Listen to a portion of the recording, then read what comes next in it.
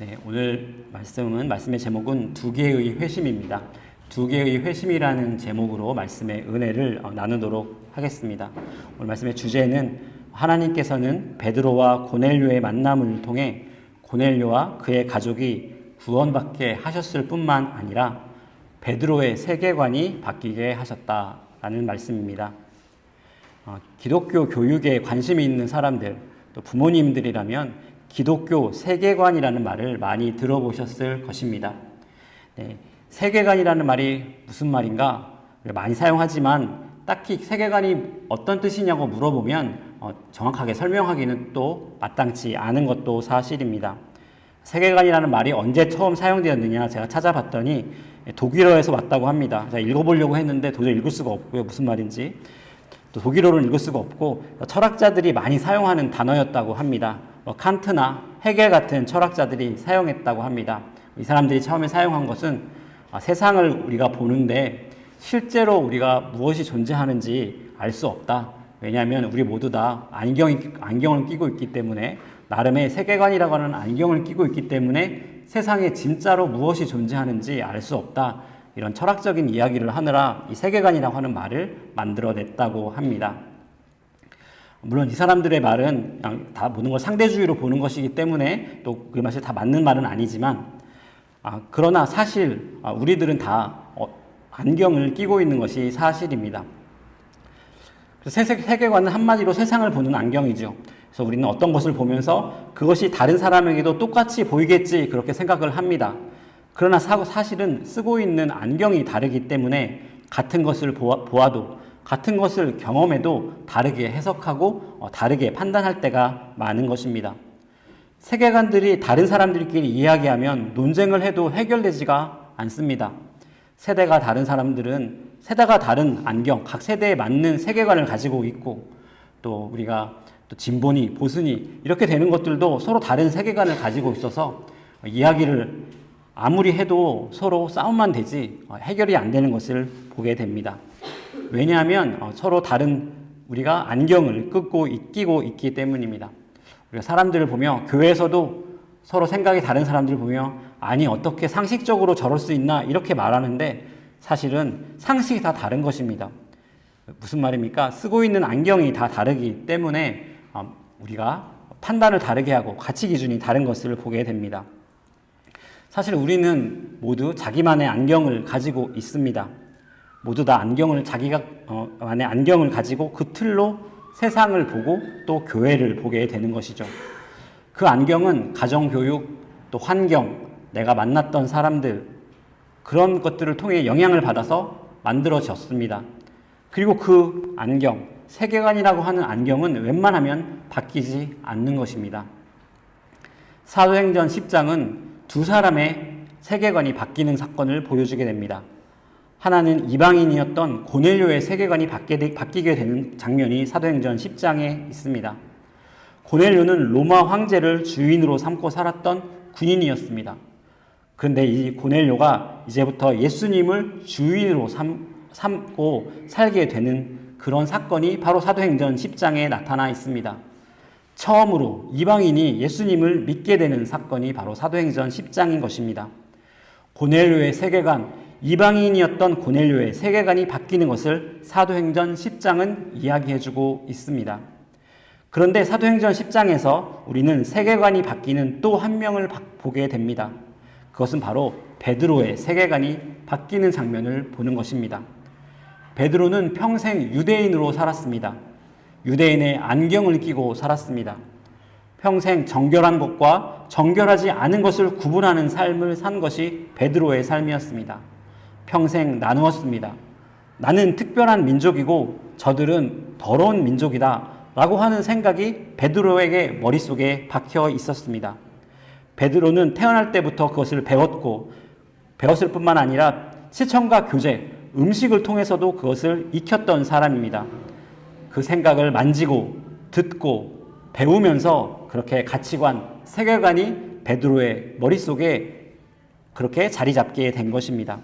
그 가치관이, 그 세계관이 몸의 일부가 된 것입니다. 베드로가 세상을 보는 안경이 된 것입니다. 예수님께서 하늘을 승천하실 때 마지막 하신 말이 이러셨습니다. 그러므로 너희는 가서 모든 민족을 제자로 삼아 아버지와 아들과 성령의 이름으로 세례를 베풀고 내가 너희에게 분부한 모든 것을 가르쳐 지키게 하라. 볼지어다 내가 세상 끝날까지 너희와 항상 함께 있으리라 하시니라. 예수님은 분명히 마지막 말로 모든 민족을 제자로 삼으라고 말씀하셨는데 여전히 베드로는 이스라엘 바깥으로 나가고 있지 못했던 것입니다. 베드로는 예수님의 수제자였고 교회가 처음 만들어진 이후에도 가장 맨 앞자리에 앉아 있었던 사람이었지만 여전히 예수님의 이 말씀을 온전하게 이해하지 못했습니다. 아무리 들어도 머리에 박혀있는 세계관이 바뀌지 않는 것입니다. 안경이 몸의 일부가 되어서 아무리 예수님을 믿어도 바뀌지 않았던 것이죠. 사도행전 10장은 고넬료의 회심 이야기입니다. 너무나 중요한 사건이죠. 이방인이었던 고넬료가 회심하는 사건을 사도행전 10장을 통해 보게 되는 것입니다. 그러나 동시에 우리는 사도행전 10장을 통해 또 다른 중요한 회심을 보게 됩니다. 그것은 자기의 세계관을 바꿀 수 없었던 베드로가 드디어 예수님의 마음을 예수님의 생각으로 자신의 마음과 생각을 바꾸는 일이 일어나는 것입니다. 그렇기 때문에 사도행전 10장은 베드로의 회심 이야기이기도 한 것입니다. 우리가 이 사건을 어떻게 더 알 수 있냐면 사도행전 21장을 보면 집사 빌립이 나오는데 이 집사 빌립의 집이 가이사랴에 있었던 것을 보게 됩니다.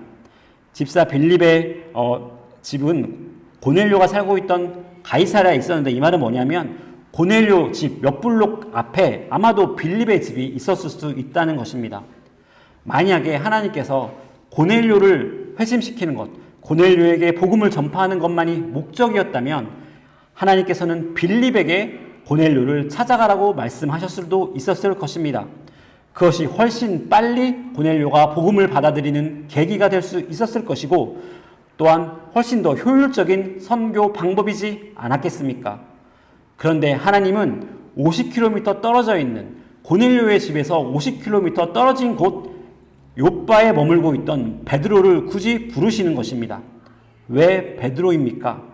그것은 꼭 만약에 고넬료 때문만이라면 베드로를 부를 필요가 없었을 것입니다. 저는 이것이 베드로에게도 필요했던 일이었기 때문이라고 믿습니다. 하나님께서 베드로의 마음을 바꾸셔야 했습니다. 고넬료의 마음을 바꾸시는 것뿐만 아니라 베드로의 마음도 바꾸셔야 했기에 베드로와 고넬료를 만나게 하신 것입니다. 빌립에게는 이 만남이 필요 없었던 것입니다. 헬라파 유대인이었던 빌립은 복음을 이방에 전하는데 큰 문제를 못 느꼈습니다. 사마리아에 가서 복음을 전했던 사람이 빌립이고 그리고 에디오피아 내시에게 복음을 전했던 사람이 빌립이었습니다. 자신이 외국에 사는 유대인이었기 때문에 헬라파 유대인이었기 때문에 외국 사람들에게 복음을 전하는 것에 대하여 거리낌이 없었던 것입니다. 그러나 베드로는 달랐습니다. 베드로는 뼛속까지 성골 유대인이었습니다. 자신이 유대인인 것을 자랑했습니다. 평생 한 번도 율법에서 먹지 말라고 한 음식을 먹지 않아 본 적이 없는 사람이었습니다. 베드로가 변해야 했던 것입니다. 베드로는 예수님을 믿는 사람이었지만 아직도 변해야 했던 것입니다. 그래서 하나님께서 베드로와 고넬료를 만나게 하신 것입니다. 우리 모두는 다들 자신만의 안경을 끼고 있습니다. 가정 환경 때문일 수도 있고 인생에서 받은 상처 때문일 수도 있고 이민 생활에서 받은 경험 때문에 나만의 안경을 가지고 있습니다. 그 안경을 가지고 세상을 바라보고 그 안경을 가지고 사람을 바라봅니다. 그 안경을 가지고 이민 생활에서 제일 하지 말아야 될 게 사람 믿지 말아야 되는 것이라고 말하기도 하고 그리고 그 안경 때문에 상처받지 않기 위하여 마음을 열지 않기도 하는 것입니다. 그런데 하나님께서는 그 안경을 바꾸라고 우리에게 말씀하시는 겁니다. 어떤 크리스찬은 너무 신실해 보입니다. 근데 돈 문제에 대해서는 양보가 안 됩니다. 어떤 크리스찬은 다 양보하는데 자녀 교육만큼은 양보가 안 됩니다. 그것만큼은 내가 양보할 수 없다고 말합니다. 하나님께서는 안경을 바꾸라고 우리에게 말씀하십니다. 엄격한 가정에서 자란 부모는 엄격한 크리스천 부모가 되는 경우가 많고, 또 자유로운 크리스천 가정에서 자란 부모는 아이들에게 자유를 주는 크리스천 부모가 되는 경우가 많습니다. 저는 사실은 아이들에게 자유를 주는 크리스찬 부모인 것 같습니다. 집안이 굉장히 자유로운 집안이었기 때문에 저도 그렇게 되었는데, 그래서 아이들에게 자유를 주고 아이들에게 늘 선택권을 주고 하는 편입니다. 그런데 어느 날 제가 말씀을 읽고 하다 보니 과연 내 교육 방법이 옳은 것일까 하는 생각이 들 때가 있었습니다. 왜냐하면 성경은 무엇이라고 말합니까? 아이들도 악한 겁니다. 아이들도 내버려 두면 안 되는 겁니다. 그래서 자유라는 것이 중요하죠. 아이들에게 의견을 존중해 준 것이 중요하지만, 그러나 또한 아이들에게 적절한 바운더리를 주고 무엇이 옳고 그른지를 부모로서 가르쳐 주는 것도 하나님이 우리에게 주신 책임이라고 하는 생각을 제가 하게 되는데, 제가 그것에 대해서 연약한 부분이 있었다, 라고 생각을 제가 하게 되는 것이죠. 저는 그게 좋은 줄 알았습니다. 아이들에게 선택권을 주고 다 모든 것을 맡기는 것이 좋은 줄 알았는데, 제가 말씀을 읽고 기도하는 중에 제가 배우게 된 거는 사람에게 선택권을 주고 하는 것이 반드시 옳은 일인가? 라는 생각을 또 하게 된다는 것이죠. 엄격한 크리스찬 부모들도 반대로 생각을 해야 할 것입니다. 하나님은 우리에게 선택권을 주시는 하나님이십니다. 하나님은 우리에게 은혜를 베푸시는 하나님이시고 우리를 참아주시는 하나님이십니다. 하나님의 안경을, 내가 가정에서 자란 그 안경을 벗어버리고 하나님의 안경을 끼워야 한다는 것입니다. 예수님처럼 되어간다는 것은 예수님의 관점을 가지게 되는 것입니다. 예수님처럼 생각하고 예수님처럼 결정하는 관점을 우리가 가져야 되는 것입니다. 이 일이 우리 평생 동안 일어납니다. 베드로에게 오늘 그 일이 일어나고 있는 것입니다. 베드로는 예수님을 만났습니다. 기적을 행사했습니다. 복음을 힘차게 전파했지만 자신이 가지고 있던 세계관, 자신이 끼고 있던 그 안경이 바뀌지 않은 것입니다. 그 안경을 깨기 위하여 하나님께서 고넬료에게도 말씀하시고 베드로에게도 말씀하시고 또 이 두 사람을 만나게 하는 장면을 보게 되는 것입니다. 오늘 본문을 통해서 하나님께서 어떻게 베드로의 마음을, 베드로의 생각을 깨뜨리시는지를 함께 나누어 보겠습니다. 24절을 보면, 오늘 읽지는 않았지만 그 앞에 있던 24절을 보면, 이튿날 가이사랴에 들어가니 고넬료가 그의 친척과 가까운 친구들을 모아 기다리더니, 무슨 말입니까? 고넬료는 지금 베드로가 온다고 하니까 가까운 사람들, 가족, 친척, 이 친구들까지 다 모아놓고 기다리고 있는 것이죠. 고넬료는 점령군이었습니다. 군인 장교였습니다. 베드로는 식민지에 살고 있는 사람이었고 전직 어부였습니다. 그런데 지금 베드로가 하나님 말씀을 가지고 온다고 하니까 지금 고넬료가 모든 사람을 모아놓고 기다리고 있는 것입니다. 그런데 사실 기다리고 있는 사람들 앞에 베드로가 무엇이라고 말하나 한번 우리가 보면 재미있습니다.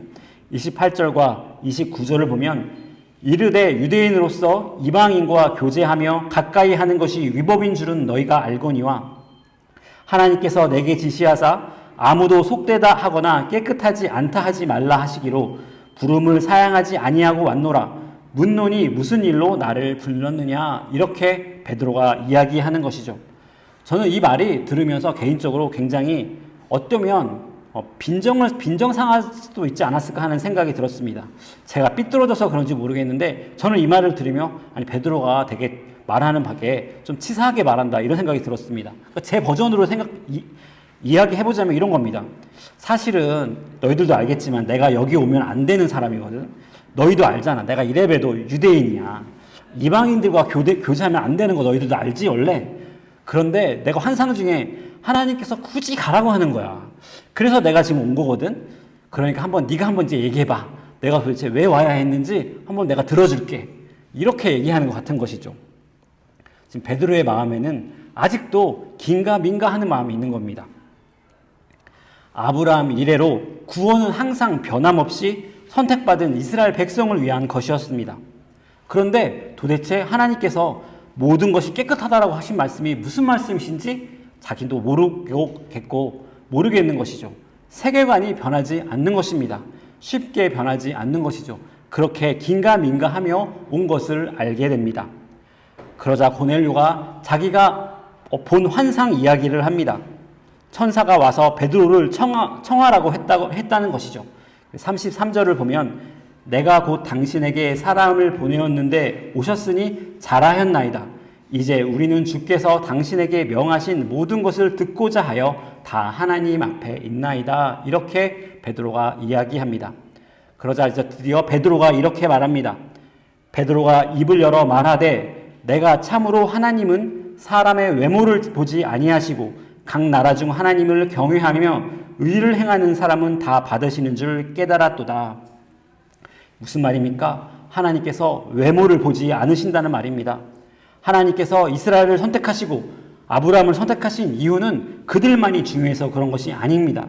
하나님께서는 외모를 보지 아니하시는 분입니다.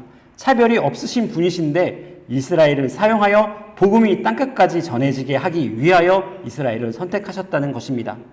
하나님은 특정한 민족, 국가, 계층 때문에 구원하지 않습니다. 오직 믿음으로만 구원하십니다. 유대인들에게 이방인은 개와 같은 사람들이었습니다. 유대인들은 이방인들을 하나님께서 왜 창조하셨느냐? 지옥의 땔감으로 삼기 위하여 창조하셨다라고 생각했던 사람들이 유대인들이었습니다. 아직도 베드로는 이 생각을 하고 있었던 것입니다. 하나님께서 베드로를 부르신 이유입니다. 아, 내가 하나님의 마음을 몰랐구나. 내가 예수님을 만났는데 내 시야가 너무 좁았구나. 이방인을 개처럼 생각했던 내 마음이 틀렸구나. 그것을 깨닫게 하기 위하여 하나님께서 베드로를 부르신 것입니다. 하나님께서는 우리에게도 생각을 바꾸라고 말씀하십니다. 하나님의 마음을 품으라고 말씀하십니다. 내가 전통으로 생각하고 진리처럼 생각했던 붙든 것이 복음이 아니라 어쩌면 전통일 수 있다. 이렇게 말씀하시는 것입니다. 그것이 깨져야 이방인에게 복음이 전파되는 것입니다. 그것이 깨져야 다음 세대를 위한 교회가 되는 것입니다. 사도행전 10장은 고넬료의 회심 이야기일 뿐만 아니라 베드로의 회심 이야기이기도 한 것입니다. 우리는 하나님을 위하여 내가 무엇인가를 한다고 생각할 때가 많습니다. 하나님의 일은 물론 교회뿐만 아니라 세상에서도 하나님의 일을 합니다. 그런데 우리가 보통 이야기를 할 때는 하나님의 일을 하면 교회 일만을 떠올리게 되죠. 교회 일을 하면서 내가 하나님을 도와드린다, 하나님의 일을 하고 있다라고 생각할 때가 많이 있습니다. 하나님의 나라를 위하여 내가 희생한다 라고 생각할 때가 있다는 것입니다. 그런데 여러분 알고 계십니까? 사실 여러분이 목사를 도울 수는 있습니다. 그러나 사실 하나님은 우리의 사역이 필요하지 않습니다. 전능하신 하나님은 그만으로 이미 충족하신 분이시고 우리가 영광 돌리고 우리가 그분을 위하여 무엇인가를 할 필요가 없는 것입니다. 사실 우리가 주님의 사역이 필요한 것이죠. 우리가 하나님이 필요한 것이지 하나님이 우리가 필요한 것이 아니라는 것입니다. 우리는 교회에서 일을 하다 보면 내가 무슨 대단한 일을 하는 것 같다고 생각이 될 때가 있습니다. 그러나 사실 하나님이 일하고 계시다는 것입니다. 저도 사역하다 보면 그런 것을 느낄 때가 많습니다. 하나님께서 나를 어떤 자리로 부르실 때가 있습니다. 그런데 처음엔 그렇게 부르실 때는 하나님이 내가 필요하신가 보다. 내가 그곳에 가서 어떤 사람들에게 어떤 영향력을 끼쳐야 하나 보다. 그렇게 생각하며 그 자리로 가게 됩니다.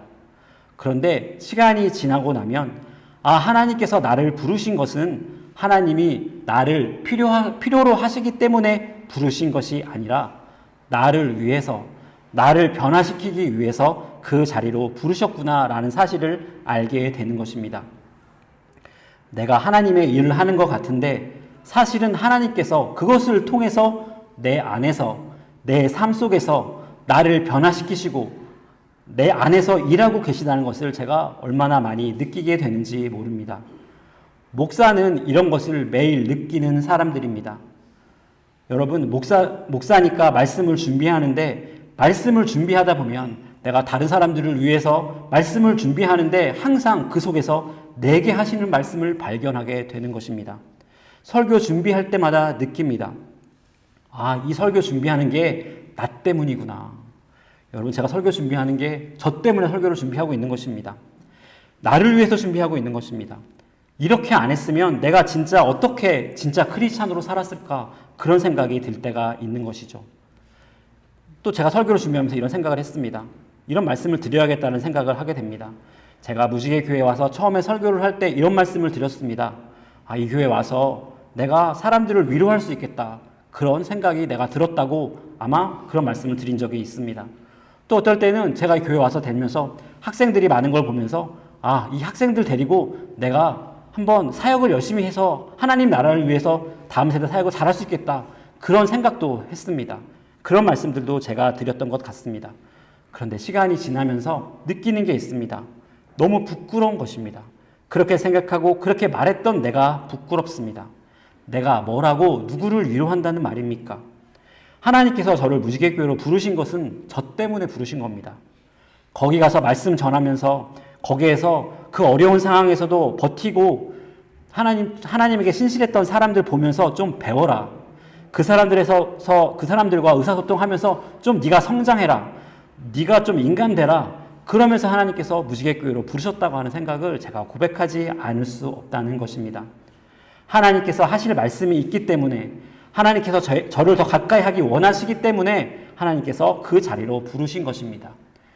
우리가 무엇을 하나님을 위해서 무엇을 할 수 있다는 말입니까? 교회에 와서 내가 이 교회를 위하여 대단한 일을 하겠다. 정말입니까, 여러분? 그런 생각이 있으면 그 일을 하지 마십시오. 왜냐하면 이미 여러분 마음속에 하나님께서 여러분을 부르신 것을 잘못 이해하고 있기 때문입니다. 하나님이 우리가 필요한 것이 아니라 우리가 하나님을 필요로 하다는 것입니다. 하나님께서 우리를 필요하실 때 그 부르심의 가장 큰 수혜자가 누구입니까?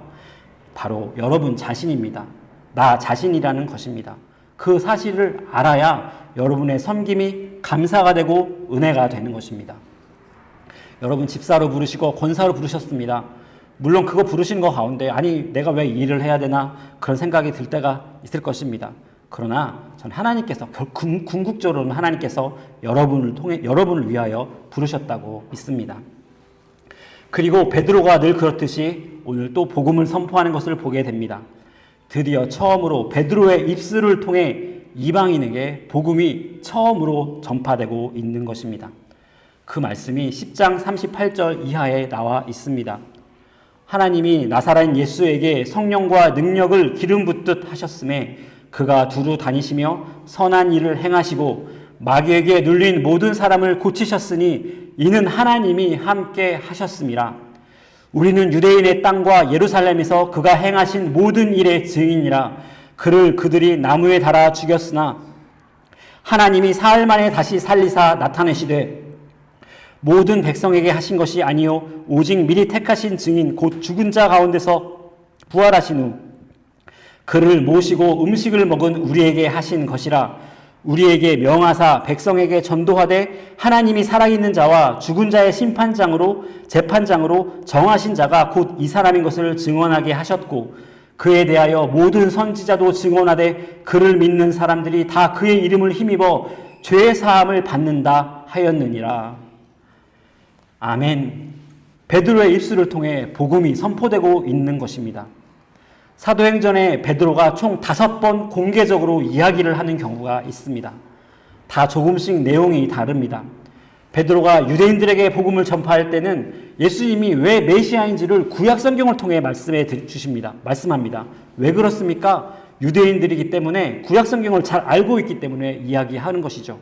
그런데 오늘 고넬료에게 복음을 전파할 때는 구약 성경 이야기를 하지 않습니다. 그렇게 복음을 전파할 때 상대방에 따라서 듣는 사람들에게 맞게 상황에 맞게 복음의 내용을 조금씩 다르게 전파할 수 있습니다. 그런데 베드로가 전한 이 5번의 설교 가운데 똑같은 것이 있습니다.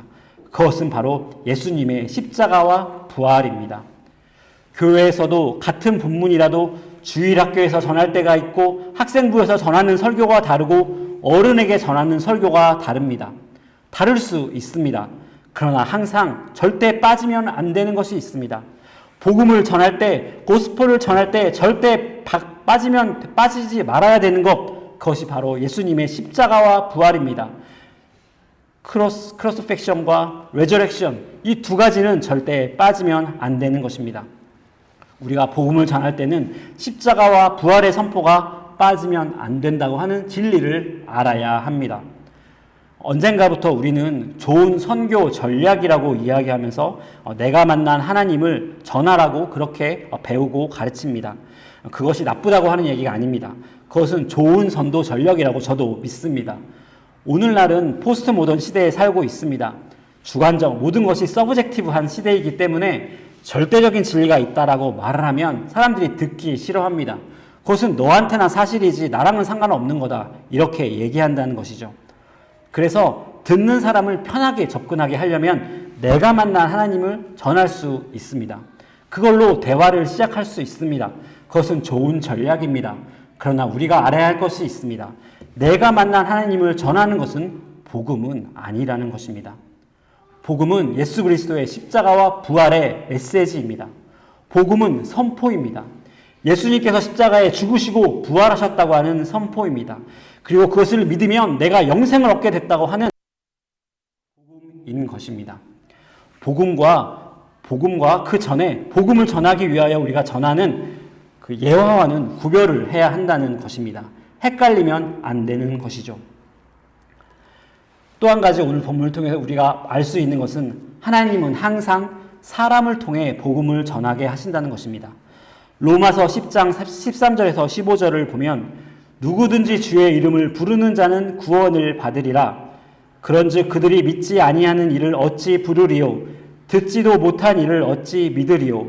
전파하는 자가 어찌 들으리요? 보내심을 받지 아니하였으면 어찌 전파하리요? 기록된 바 아름답도다 좋은 소식을 전하는 자들의 발이여 함과 같으니라. 여러분, 구원은 들음으로 납니다. 근데 들으려면 전해주는 사람이 있어야 한다는 것입니다. 복음을 전해주는 사람을 통하여 구원을 받게 됩니다. 왜 그런가? 그것은 그저 하나님께서 그렇게 정하셨습니다. 하나님께서 그렇게 일하고 계신 것이죠. 사람을 통하여 일하십니다. 사도행전에서 하나님께서 고넬료를 통하여 고넬료에게 복음을 전하실 때 천사를 통하여서도 전할 수 있었을 것입니다. 천사가 그게 나타나지 않았습니까? 그런데 성경 전체에서 신약 성경에서 하나님께서는 항상 복음을 전파하실 때는 사람의 입술을 사용하십니다. 여러분 입술을 통하여 사람들에게 복음을 전파하신다는 것입니다. 신약 성경 전체에서 하나님께서 천사들을 통하여 복음을 전파하게 한 경우 딱 한 번 있습니다. 요한계시록의 마지막 때에 천사들이 복음을 사람들에게 선포하는 것이 딱 한 번 나옵니다. 그 외를 제외하고는 늘 하나님께서는 사람을 통하여 복음을 전하신다는 사실을 우리가 명심해야 합니다. 44절을 보니까 베드로가 이 말을 할 때에 성령이 말씀 듣는 모든 사람에게 내려오시니, 말씀이 선포되고 있을 때 성령이 내려옵니다. 하나님은 어떻게 사람을 변화시키십니까? 말씀을 통하여 변화시키십니다. 말씀이 선포되게 함을 통하여 변화시킵니다.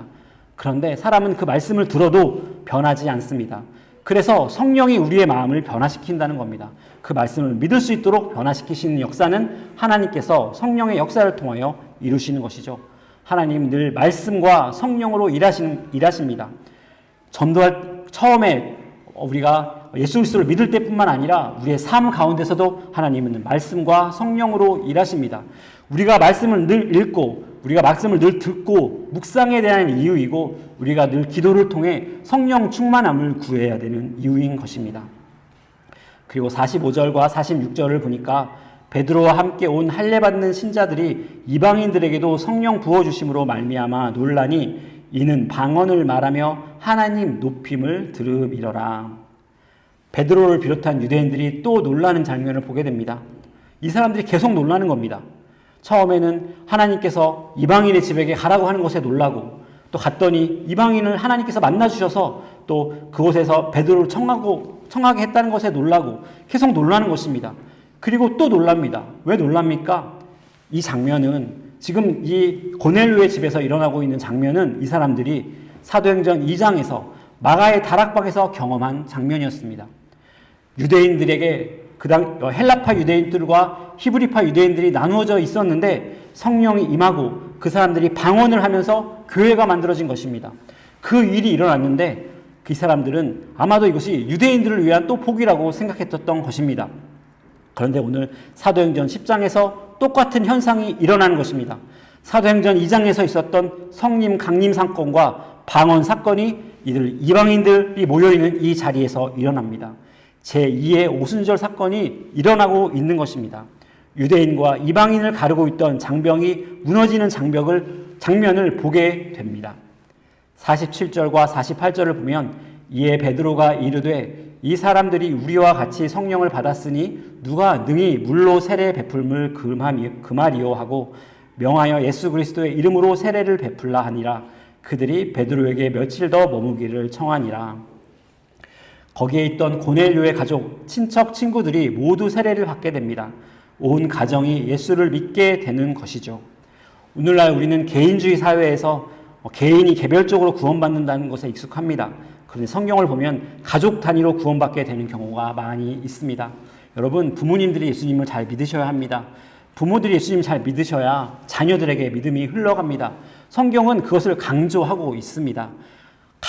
부모들이 구원을 받을 때 항상 자녀들이 함께 구원받는 모습들이 성경에 있다는 얘기입니다. 사도행전을 보면 회심에 대한 이야기가 한 4분의 1 정도 차지하는데 그 중에 온 가족이 함께 구원을 받는 장면이 4번 나옵니다. 오늘 우리가 본 가이사라의 고넬료, 빌립보의 자주장사 루디아, 또 빌립보에서 바울을 가두었던 간수, 고린도의 회당장, 또 회당장 그리스보, 이렇게 4명의 가족이 한꺼번에 예수님을 믿게 됩니다. 그리고 이 가족교회가 거기 생기는데 이 가족교회를 통해 복음이 땅끝까지 가는 그러한 일이 벌어지게 되는 것이죠. 사도행전 10장은 복음이 땅끝까지 가는데 매우 중요한 역할을 하게 됩니다. 사도행전 10장 이후로는 이제 복음은 본격적으로 이방을 향해 가게 됩니다. 우리가 알고 있는 빌립보 교회, 데살로니가 교회, 안디옥 교회, 에베소 교회, 이 교회들이 모두 사도행전 10장의 사건 때문에 세워지는 교회입니다. 이제 공식적으로 이방인이 구원의 대상이 되는 것입니다. 그 장면을 사도행전 10장을 통해 보게 됩니다. 하나님의 역사하셔야 하는데 하나님의 사역의 방향이 바뀌어야 하는데 그 바뀌는 방향이 고넬료와 베드로의 만남을 통해 이루어지는 것입니다. 복음이 지금까지는 유대인을 위한 것이라는 것만 생각됐는데 이 복음이 이방인을 향해 가게 하기 위하여는 이방인이었던 고넬료의 회심만 필요했던 것이 아닙니다. 예수님의 제자였지만 평생 하나님을 섬기고 살았지만 눈이 가리워져서 이방인에 대한 하나님의 마음을 몰랐던 베드로의 마음도 바뀌어야 했습니다. 베드로가 평생 끼고 있었던 안경이 벗겨지고 복음의 안경을 끼게 되어야 했던 것입니다. 그것이 바로 사도행전 10장이 우리에게 보여주고 있는 이 사건입니다. 이 말씀을 통해 우리 삶에 어떻게 적용해 볼 수 있겠습니까? 우리가 적용해 볼 수 있는 첫 번째는 내 좁은 시야가 하나님의 뜻을 가로막지 않도록 믿음을 주시기 위하여 기도했으면 좋겠습니다. 여러분, 하나님께서 우리 교회를 사용하기 원하십니다. 여러분을 사용하기 원하신다고 믿습니다. 그런데 때로 우리가 내가 가지고 있는 세계관 때문에, 내게 가지고 있던 전통이라는 이름 때문에 복음이 있는데 복음이 우리에게 명령하는 것들이 있는데 그 일들을 해내지 못하는 경우들이 있는 것입니다. 하나님, 혹시 그것이 어떤 것이 있습니까? 내가 복음의 안경을 끼기 원합니다. 하나님, 혹시 내가 마음에 붙들고 있는 이것이 혹시 내 가정 환경 때문에 그런 건 아닙니까? 정말 하나님께서 우리에게 하신 말씀이 이렇습니까? 라고 하는 고백이 나와야 한다는 것입니다. 제가 우리 자녀들에게 자유를 주고 선택하게 했던 게 저는 그것이 좋은 일인 줄 알았는데 지나고 보니까 그것이 복음에 100% 맞지 않다는 걸 제가 알게 됐던 것처럼 우리도 우리의 삶의 가정 환경과 내 가치관과 복음을 섞어서 이것이 복음인 양 다른 사람에게 강요하고 있을 수 있다는 것입니다. 제가 개인적으로 잘 아는 어떤 변호사분이 계신데 그분이 이런 말을 하십니다. 믿지 않는 크리스찬인데 자기가 제일 말이 통하지 않는 사람들이 누구냐면 NGO 단체에서 일하는 사람들과 크리스찬들이라는 것입니다. 왜냐하면 이 사람들은 자신들이 옳다는 확신이 있기 때문에 절대 타협이 안 되더라는 거예요. 세상 사람들은 술 한잔 먹으면 그래 너도 잘못했고 나도 잘못했어 이렇게 털어버리는데 크리스찬들은 그게 안 되더라는 것입니다. 여러분, 베드로도 그럴 순간이 있었던 것입니다. 내가 지금까지 붙들고 있었던 것들이 잘못된 것이었구나. 이게 복음이 이렇게 말한 것이 아니라 내가 내 가정 환경 때문에 내 고집 때문에 내가 붙들고 있었던 것이구나 라고 생각했던 것이 있었던 것입니다. 그것이 틀어지는 순간, 그것이 없어지는 순간 사역의 새로운 방향이 열리게 된 것입니다. 두 번째는 하나님께서 우리에게 맡기신 고넬료를 위해 우리 눈이 열리길 위해 기도했으면 좋겠습니다. 저는 정말 교회는 선교를 위해 존재한다고 믿습니다. 왜냐하면 사도행전이 그렇게 보여주고 있지 않습니까? 저는 선교에 맞는 사람이 아닙니다. 저는 선교지에 가는 게 너무 싫습니다. 왜냐하면 모르는 곳에 가서 모르는 음식 먹고 모르는 사람 만나는 게 제 성격이랑 정말 맞지 않거든요. 그런데 교회는 선교를 위해 존재한다고 성경에 써있기 때문에 그것을 선포할 수밖에 없습니다. 그래서 제가 사도행전을 설교하면서도 이거 나를 위해서 하나님께 설교하게 하시는구나. 너부터 잘하라 라고 하면서 그런 생각을 들게 됩니다. 그런데 이 말은 우리가 선교사님들을 후원하고 또 선교를 보내는 것도 되게 중요합니다. 그런데 그것만 있는 것이 아닙니다. 하나님께서는 왜 칼링포드에 한인 교회를 세우셨는지 기도해 보아야 하는 것이죠. 분명히 하나님께서는 교회를 통해 믿지 않는 사람들을 구원하기 원하십니다. 칼링포드에 있는 한인 교회, 무지개 교회를 통해 사람들을 구원하기 원하시는 것입니다. 교회가 부흥하는데 다른 교회에 있는 사람들이 많이 와서 부흥하는 것보다 한 사람, 믿지 않는 사람들이 우리 교회에 와서 예수를 믿게 되는 것이 하나님께서 더 기뻐하시는 일이라고 저는 100% 확신합니다. 하나님께서 우리에게 다음 세대를 맡기셨는데 맞습니다. 그 일을 하는 것도 마찬가지로 이 선교 사역이라고 저는 믿습니다. 그런데 또 누군가를 우리 교회에 맡기셨을 수도 있습니다. 저도 이민교회 담임 목사의 입장에서 되게 고민이 많이 됩니다. 하나님께서 분명히 믿지 않는 사람들을 위해서 교회를 세우시고 선교하라고 말을 하였는데 이 이민자로 살고 있는 우리들 상황 가운데 어떻게 그렇게 해야 되는지 잘 모르겠는 겁니다. 기도해야 합니다. 하나님, 우리 교회가 바라보아야 할 고넬료는 누구입니까? 하나님, 우리 교회를 세우시고 그저 우리를 위하여 먹고 마시라고 세우신 것 아니지 않습니까? 우리에게 우리가 찾아가야 할 고넬료가 누구인지 눈을 열어 보이게 해 주십시오 라고 기도하고 있습니다. 저는 우리 교회 위치를 되게 좋아합니다. 왜냐하면 우리 교회에 처음에 왔을 때 보니까 앞에 이제 경관이 너무 좋은 거예요. 앞에 높은 지대여서 앞에 이렇게 트여 있지 않습니까? 그래서 우리 교회에서 12월 31일 날 저번에 우리 송구영 신을 하는데 온갖 군데서 하는 파이어웍이 다 보이는 겁니다. 이게 너무 멋있어요. 정말. 그리고 가끔 교회 와서 저도 아침에 와서 이렇게 앉아 있으면 앞에 탁 트여진 그 경관을 보는 게 너무 좋습니다. 너무 좋고 그 가운데 앉아서 이렇게 가만히 앉아있다 가기도 하고 그렇게 하는데 이제 보니까 아시는 분은 아시겠지만 그 앞에 지금 변화가 생기고 있죠. 건물이 올라가고 있습니다. 그죠? 개인적으로는 저는 너무 이제 속상합니다. 저한테 있었던 무지개교회 정말 좋은 그 자리가 있었는데 그걸 빼앗아가고 있는 속상한 마음이 듭니다. 그런데 그 마음 가운데 또 제 기도 제목이 있고 기대도 생깁니다. 왜냐하면 혹시 여기 아파트가 세워지는데 이 사람들 중에 우리가 복음을 전해야 할 고넬료가 있는 것은 아닐까 그런 생각이 드는 것입니다. 이 사람들 이제 교회가 이제 앞에 세워지면 창문을 열면 바로 집 앞에 교회가 있는 것 아닙니까? 예수님 믿지 않는 사람들이 그 가운데 있지 않겠습니까? 한인들도 있을 수 있는데 어쩌면 한인이 아닌 외국 사람들도 있을 수 있을 거예요. 그 사람들도 혹시 이 교회에 오고 싶어 할 마음이 들지 않겠습니까? 그러면 우리는 그때 어떻게 해야겠습니까? 준비되어야 되지 않겠습니까? 그런 생각이 듭니다. 꿈을 꾸게 돼요. 그 교회를 보면. 그 건물들을 보면서. 하나님께서는 우리에게 분명히 붙여주신 고넬료가 있을 것이라고 믿습니다. 분명히 우리에게 이 사람들을 너에게 붙여줄 거라고 하는 믿지 않는 사람들이 있을 것입니다.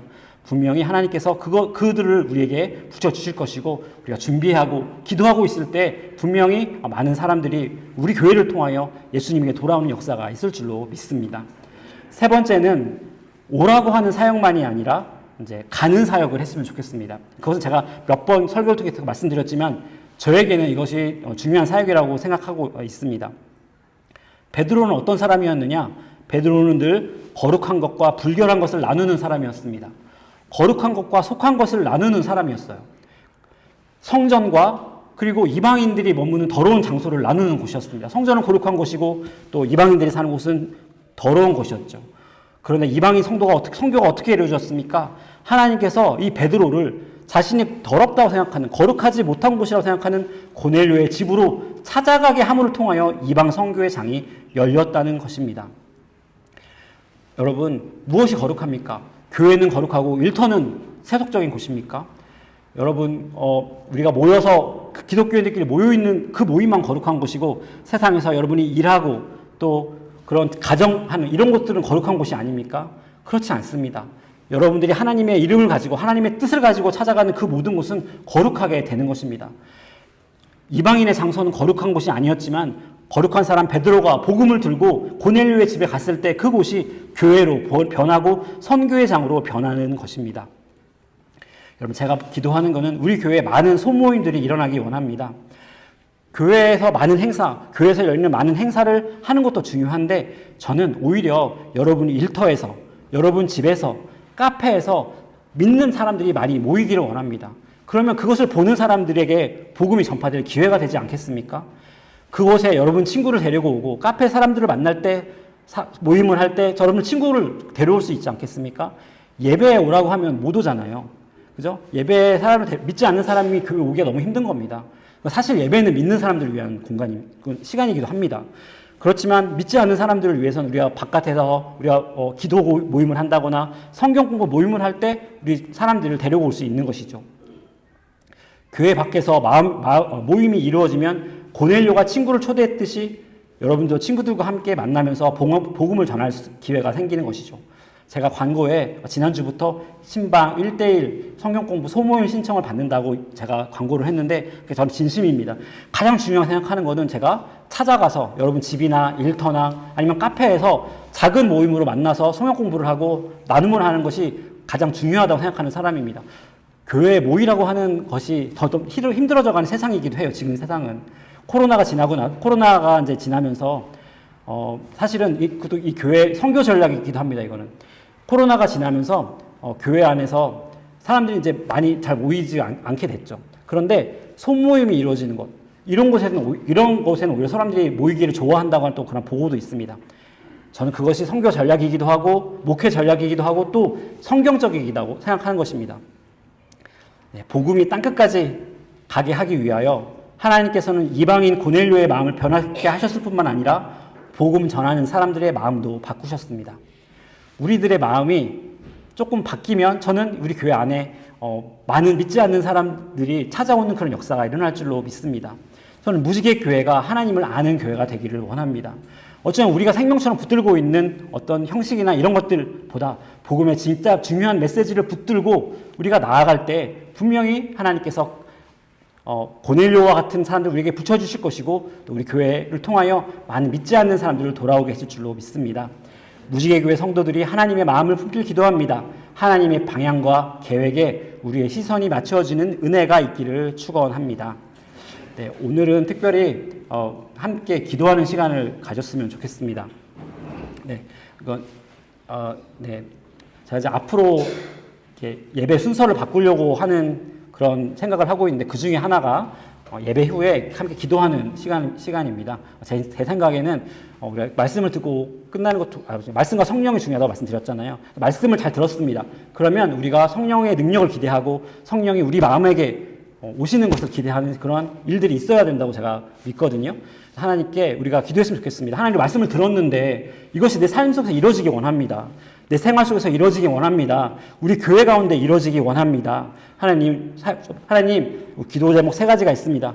하나님, 내 시야가 좁습니다. 하나님께서 나를 통하여 일하려고 하시는데, 하나님 나를 통하여 우리 가정에서 일하게 원하시고, 하나님께서 나를 통하여 우리 교회에서 일하기 원하시는데, 내 좁은 시야 때문에 혹시 하나님의 뜻을 가로막는 부분이 있습니까? 내게 믿음을 허락하여 주옵소서, 내 눈을 열어주시옵소서 기도하시기 바랍니다. 2번째는 하나님, 나에게 맡기신, 우리에게 맡기신 고넬료가 있습니까? 하나님, 고넬료를 볼 수 있도록 우리 눈을 열어주시옵소서 기도했으면 좋겠습니다. 네, 그리고 3번째, 우리가 찾아가는 사역, 교회에 오라고 하는 사역, 나오라고 하는 사역뿐만 아니라 찾아가는 사역이 잘 이루어질 수 있도록 기도했으면 좋겠습니다. 이 3가지를 위하여 다 같이 기도하시며 나아가시겠습니다. 다 같이.